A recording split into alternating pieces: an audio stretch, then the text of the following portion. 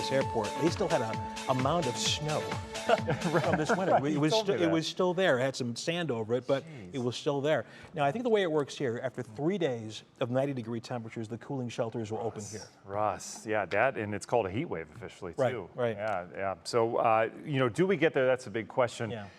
Here's the deal. Later on this week, we're going to be dealing with shower and thunderstorm chances. And so if we get storms earlier in the day, we may not hit 90. We may hit 88 or 89 degrees. So we'll have to keep an eye on that. I do think we get at least 2 90s out of this stretch, though. So we'll see. It's just something we haven't been really dealing with yet this year. Be careful, everyone. Certainly. Yeah, seriously. And, it's not the sexiest thing to talk about heat, but it is the #1 killer weather-wise. It is. More than tornadoes, more than floods, heat kills more people. So that's why we just need to take it seriously. Stay hydrated. Check on loved ones, all that stuff. We're not there yet. You still want to check on loved ones. That's just a family thing to do. But as of tomorrow, no major heat expected. We'll be in the 80s. Forecast preview tomorrow morning. We'll start in the 60s. Pretty comfortable start. Good cup of coffee before you head to work outside kind of morning. And then we're dealing with pop-up thunderstorms tomorrow afternoon. Kind of like what we dealt with tonight. Ours were further south tonight. Tomorrow it's going to be along the lake breeze boundary, but not everyone's going to get wet, just some of you. Temperatures, though, are mild. Look at the 77 corridor from Cleveland to Akron, sitting at 77 degrees right now. You get cooler as you go west and east out into the country. Remember the urban heat island effect. All that pavement and concrete stores that heat.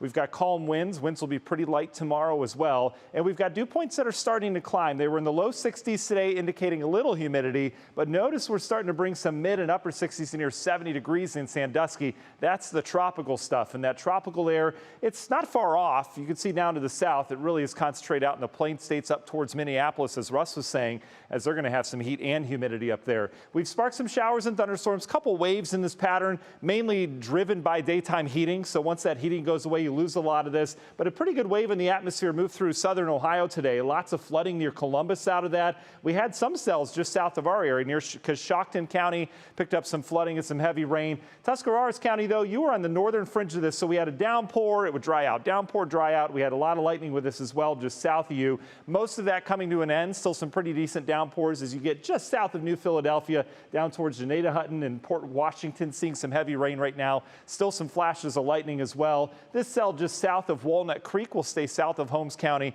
And overall, again, things will calm down towards the south tonight. Through tomorrow night, it's back.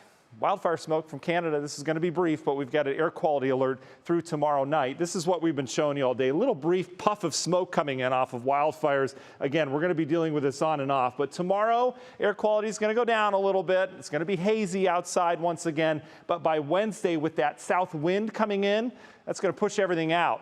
The trade-off is that south wind coming in is what's bringing the heat, and it's eventually going to start to bring some humidity as well. Guards look good tomorrow, 84 degrees. We'll watch for some pop-up storms around the ballpark. Any of that should fade. We'll get the game in. Hopefully not at a delay. National Designer Hour by our forecast showing the dry start tomorrow morning. And then watch how you get a little daytime heating. And right along the lake breeze boundary, we'll pop a couple downpours. Those will likely fade down to the south, and then they're done. High temperatures tomorrow. Again, nothing crazy to write home about. We'll be in the low to mid 80s tomorrow afternoon. That heat I mentioned has been out towards the west. Watch how it shifts east as we go through time. What does that do in terms of our temperatures? Well, it's going to rise them up a little bit. These are your heat indices, or feels like temperatures, as we go throughout the week. So not too bad tomorrow, but that heat's pushing on our doorstep.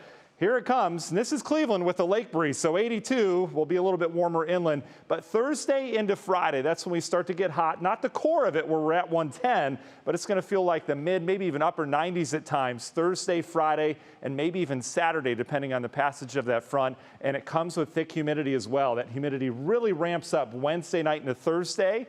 May even have some thunderstorms with that as well.